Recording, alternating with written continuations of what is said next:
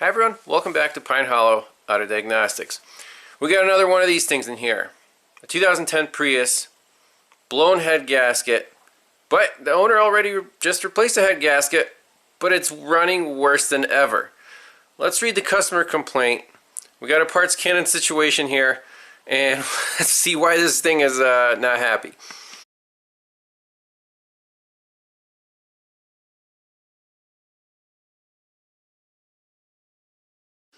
Alright, let's take a look at the customer request form here.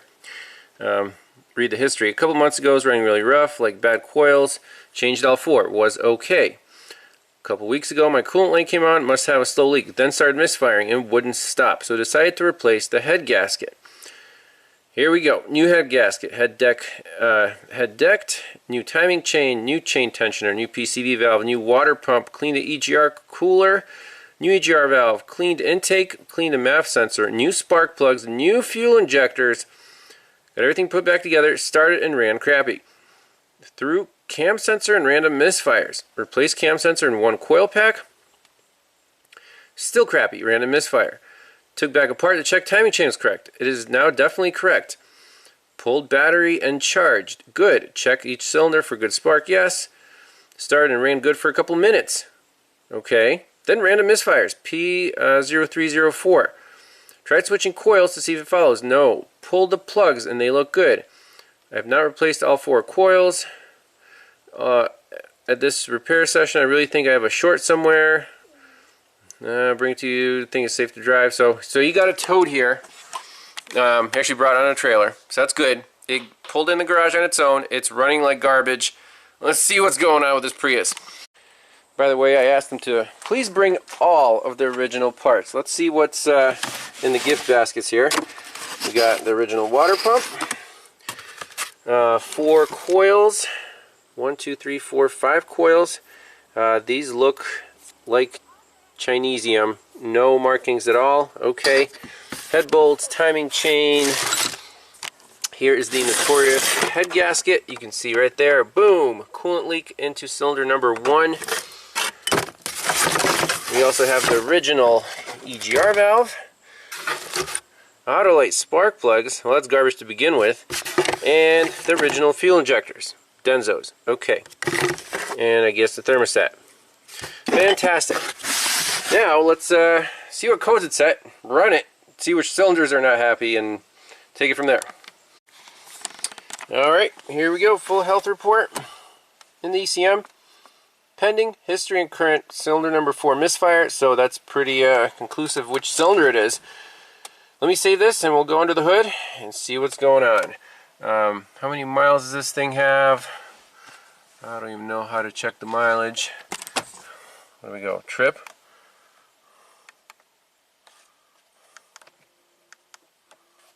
Display, trip B. Odometer, 179,000 miles. Alright, let's start basic, old school. So, I took the bolts out of all the ignition coils. So I'm going to start it up and just pull the coils out, listen for a good spark on all the cylinders. Then I want to take out that spark plug and do a visual on it. Alright, let's fire this baby up.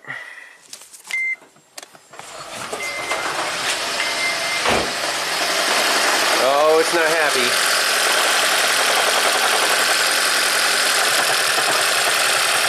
You guys see any spark?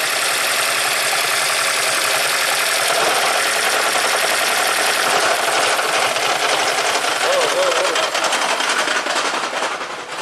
Jeez. Holy mackerel. Let me take that spark plug out and we'll just swap the plug and the coil to a neighboring cylinder. Alright, so I took out all the coils and all the spark plugs. You can see that they are marked. I guess the owner marked them up. Which one looks different? It'd be hard to pick that up. Number 3 looks extremely clean and wet. Number 1, 2, and 4 are a little darker. I wonder if the car is not telling us the truth. I wish we could do an easier cylinder drop test without it like trying to break itself. Look at misfire counters. Number 3 looks extremely clean. Huh. Alright, so with the ignition coils out, I just want to see or hear how it cranks. Let's see, can we do that?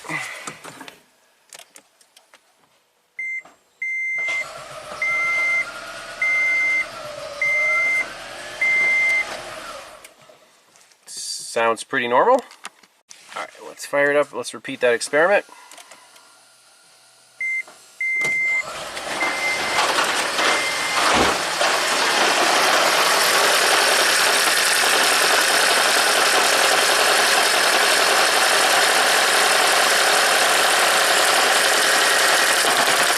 That one has sparked.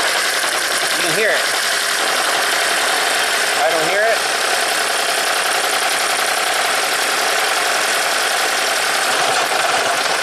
Okay, 4, I think it's contributing. 3,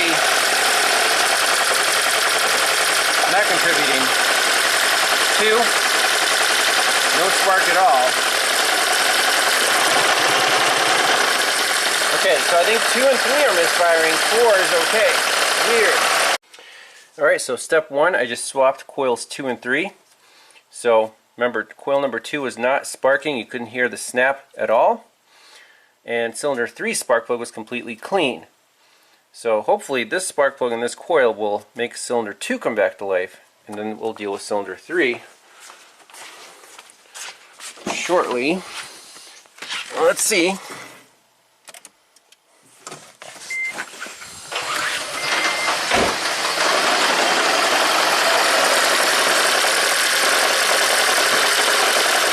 See how it changes?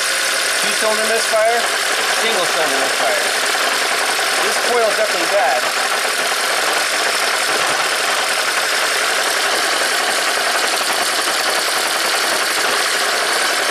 So now we just have a misfire in cylinder 3. Okay, so I swapped in another aftermarket spare coil, a number 3.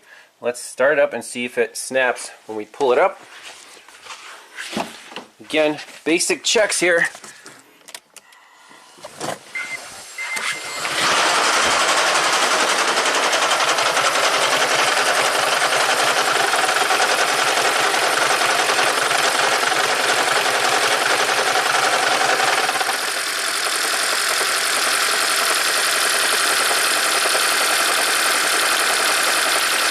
Okay, I can hear it snap. I can't hear it snap against the spark plug, so it must be a bad plug. Alright, let's put in the one spare plug that the owner brought. It's an auto light, but it looked like it was working when he took it out.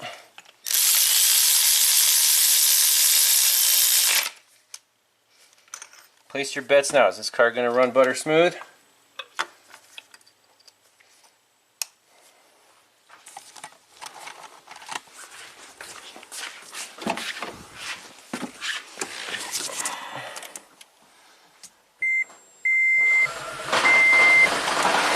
Not yet.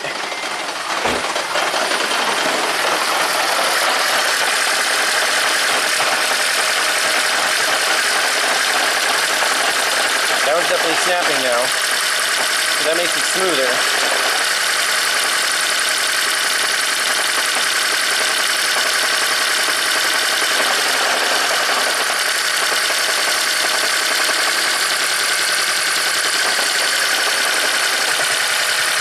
So 1 and 4 are fine.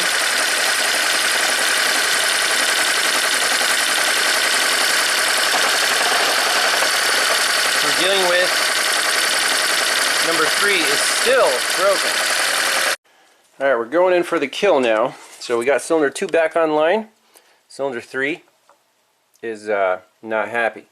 So let's focus on the fuel injectors, because that spark plug looks shiny and clean when we know the compression should be okay. Let's just put the scope on the control wire for injectors number 2 and number 3. So that's channel 1 and 2. And see if there's a pintle hump. Is that Reman Rock Auto injector stuck closed? It could be. This is the quickest way to verify. if the pintle is moving is with the PICO scope. Alright, here we go, 2 channels. I put them on a 50 volt scale so we can see the spikes. Let's fire it up. Okay, ignition bolt is on. And that's all we need. Place your bets now. Will there be a difference between number 2 and number 3? It looks like they're both spraying fuel. See, there's a pintle hump right there. That's number 2. That's number 3. Look about the same. Zoom out again. You want to make sure each pulse has a pintle hump. They look identical. So what could be the issue now? We have spark, we have fuel. And cylinder 3 is definitely misfiring. Let's check on scan data which cylinder it is, make sure the computer is accurate. This is getting a little interesting. Alright, let's clear all the DTCs. Okay. And in data stream we should have misfire counters.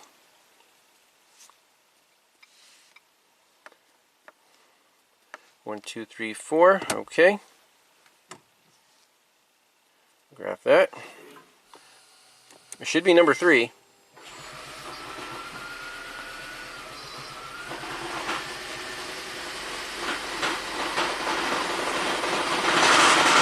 There we go. Man, it sounds like a jackhammer. Alright, so we're still having misfire number 3. What could it possibly be?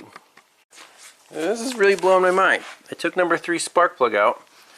Sure looks like it's wet with gas. Can we just pop it in here and see if it's sparking? Just gonna put it over here. Ground it out against the head cover. I kind of want to try that. Alright, so I'm just gonna leave it like this. I want to see a spark right there.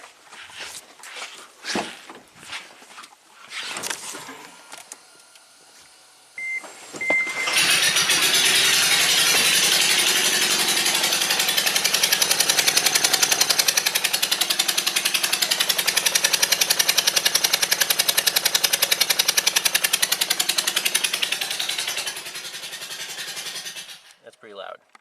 Alright, plug the hole with the outer light spark plug and put the NGK in the coil.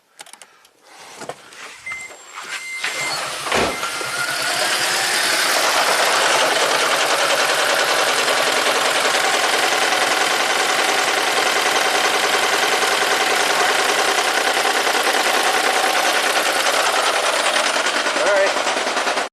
Okay, so logically, we have compression, we have good spark. What else is left? Fuel. Hard miss. So that injector, even though the pintle is moving, we don't know if it's flowing any fuel. It could be a couple drops, but it needs to be a nice spray. So let's do an injector drop test at cylinders 2 and 3, and we could do all 4 with the pulser tool and see what happens. Alright, here's the setup for the fuel pressure flow test. We're going to need a fuel pressure gauge. This is the SU-R&R kit with the adapters, so splice it in. This is a custom-made adapter for the long pipe that slips on there. So that's all open. And then the OTC fuel injector pulser tool. So that's adapted to an injector. That's power and ground. And I connected it to the fuse box here to grab power because the battery's in the trunk. So that was convenient. And the scanner, bidirectional. We want to switch on this fuel pump. So okay. We don't want any data. Just on. There we go. Let's purge the line out of our fuel pressure gauge.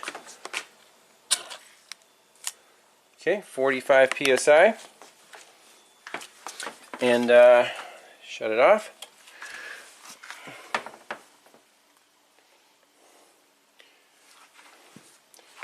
So we're starting at 45. Let's do injector number 1. Drops to about 23. So I'm going to write that down. We'll move down the line. Alright, on, off, injector number 2.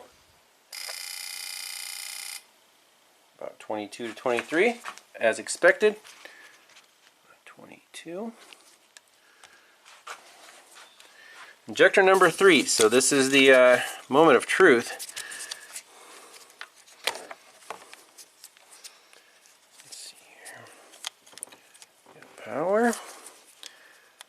Got ground. Energize the pump.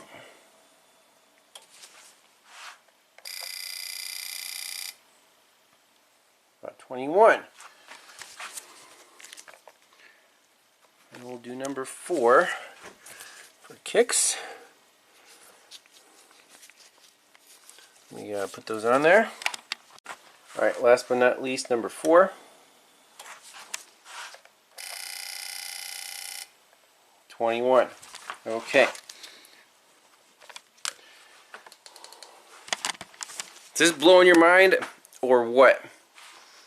So one variable that we didn't consider yet, and it's unlikely, but if we rule everything else out, it has to be the case. What if the valves aren't opening on cylinder number 3? It's time for an in-cylinder pressure transducer, because every time you take the head off and the cams, there are those little roller followers. What if the guy forgot to put him in on cylinder number 3? I don't know, but only one way to find out. We know it has compression, but does it have flow through the cylinder? Maybe the intake valves are opening, it's compressing, and then the exhaust valves aren't opening and it's compressing again. That's a possibility. Alright, pressure transducer on cylinder number 3. That's going to be on channel 2. And channel 1 I have on the control wire of that ignition coil. So I want to see where the spark is occurring and how many compression humps do we have per one spark event. So I unplugged these 2 fuel injectors and unplugged this ignition coil. So basically we're going to be running on just 2 cylinders so the engine doesn't shake violently. Let's set up the PICO scope. Alright, so channel 1 we're going to leave right here. Should be a 0 to 5 volt pulse. Channel 2, I'm going to choose the 265 PSI transducer. We're going to bump up the scale to 225. Okay, let's fire it up, see what happens.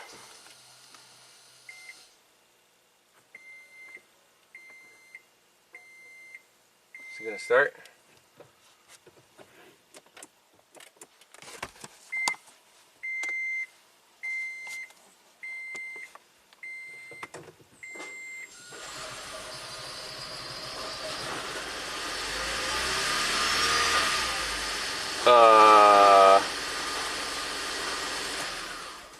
What the heck?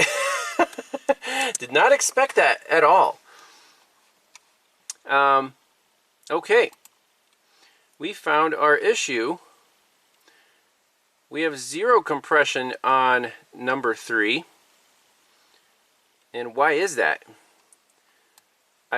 This is the craziest capture scope for the win with the pressure transducer. We're not going above 0 psi, but we are going into vacuum. Okay, and this is the exhaust, and then intake. So during the intake pull, this is like cylinder deactivation. The intake valves are not opening, and this is where the spark's occurring. Right there, I mean, pretty close to TDC.